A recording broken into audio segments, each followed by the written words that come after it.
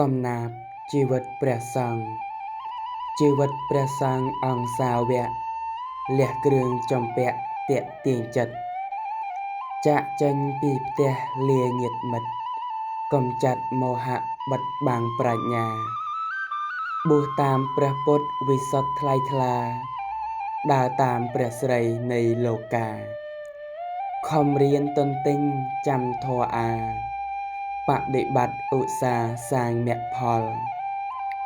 បើបួសមិនរៀនបួសធ្វើអ្វីបួសត្រាំនិស្ស័យខ្ជិលមិនខ្វល់មិនគិតសន្សំសេពកុសលបួសធ្លាយមគ្គផលដល់និព្វានអំណានអត្ថបទជីវិតព្រះសង្ឃជីវិតព្រះសង្ឃក្នុងពុទ្ធវិន័យ